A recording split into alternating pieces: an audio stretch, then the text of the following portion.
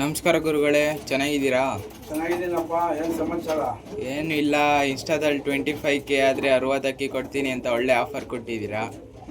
ಹಂಗೆ ಇನ್ಸ್ಟಾಗ್ರಾಮಲ್ಲಿ ಕೊಡ್ರಿ, ಒಳ್ಳೆ ಆಫರು ನಿಮ್ಮ ಸಬ್ಸ್ಕ್ರೈಬರ್ಸ್ಗೆ. ಏನು ತಗೊಳ್ಬೇಕು? ಯೂಟ್ಯೂಬಲ್ಲಿ ಕೊಡ್ಬೇಕಾ? ಏನು ಕೊಟ್ಟರೆ ಒಳ್ಳೆಯದು? ಗೊತ್ತಿಲ್ಲ, ನೀವೇ ಕೊಡ್ರಿ, ಒಳ್ಳೆ ಆಫರ್ ಕೊಡ್ತೀರಾ ಚೆನ್ನಾಗಿ ನೀವು.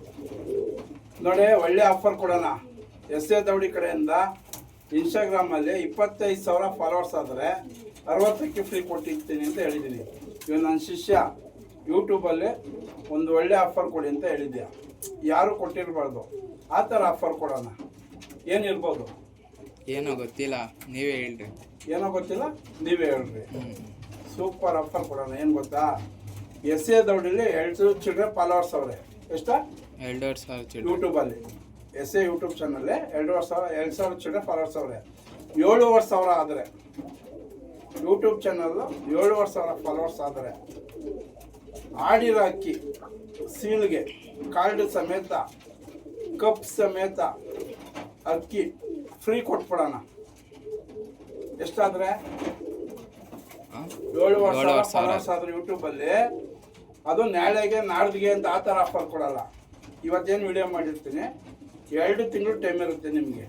ಎಷ್ಟು? 2 ತಿಂಗಳು.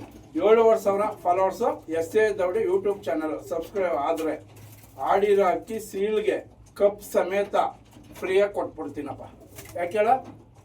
ಜನ ಅವರೇ ನನ್ನ ಫಾಲೋವರ್ಸ್. ಕಪ್ಪು ನನಗೆ ಹೊಡೆದಿರೋ ಕಪ್ಪೆಲ್ಲ ಲೆಕ್ಕ ಇಲ್ಲ ನನಗೆ. ಅದಕ್ಕೆ ಫ್ರೀಯಾಗೆ